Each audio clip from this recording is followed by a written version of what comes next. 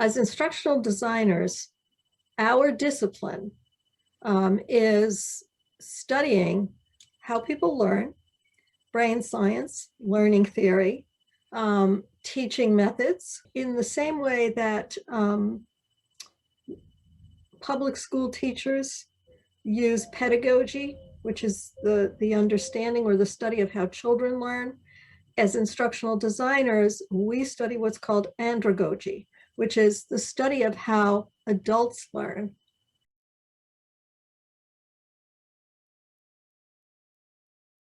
Since the pandemic, the demand for our webinars, workshops, longer courses like the online teacher certificate has just skyrocketed, obviously.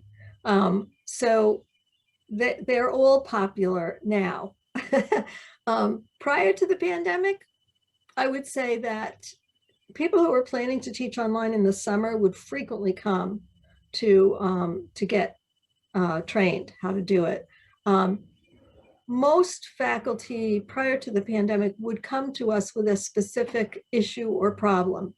You know, I'm trying to do this and it's not working well in my class. Can you help me figure out what's wrong? Or can you help me design, you know, find a different way to do it? I think that in the past, probably the webinars were a little bit more popular because they're short and to the point.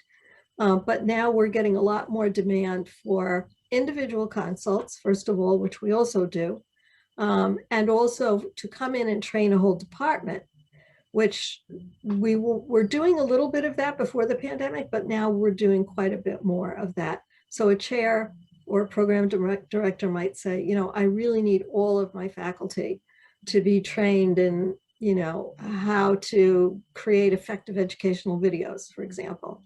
And so we'll go in and we'll train a whole department. So right now, everything that we do and offer is popular.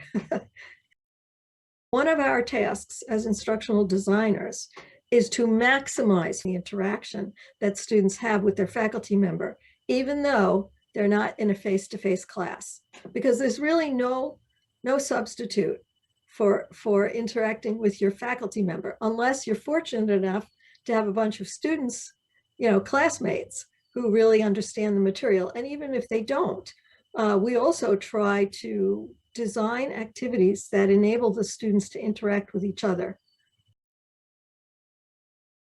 Formative assessments are extremely effective, not only in the face-to-face classroom, but in the remote classroom. And yes, they are more needed in the remote classroom, where there tends to be less interaction between the student and the faculty member. People need feedback in order to improve. So somebody who's new to a topic doesn't know how to gauge their own progress. And the only way they can gauge their own progress is by getting feedback from people, which could be students who are more proficient than they are, or from the instructor. So frequent formative assessments, which are shorter assessments, low threshold, are more effective actually in helping students understand what they don't understand. On the other hand, a summative assessment, which they're appropriate too, but if there aren't enough formative assessments leading up to the summative assessment, very often what happens is students end up cramming everything because they're not really sure of what they fully understand and what they don't fully understand. So they're cramming everything in preparation for the summative assessment. Last year at this time, you know, the stress around Zoom, it was insane, right? Everyone was all stressed out. Are my students going to be there? Well, how do I connect? And what do I do? And all this stuff. And like now today, everyone's like, all right, we'll get on a Zoom call and I'll be fine. You know, I think keeping that, that flexibility and being able to, you know, connect with someone via Zoom.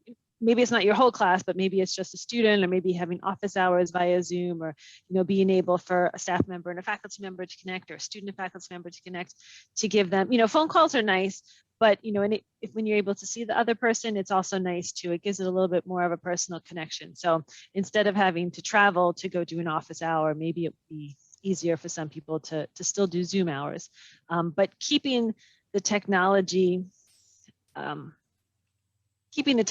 in mind, I think, and like kind of staying on top of it a little bit is probably, I think faculty will kind of keep that, and I know staff will kind of keep that in their pocket and keep using it, because it has made, some of their lives easier. And then, if anything ever happens again, they can pull out all the tools again and be able to go back to it.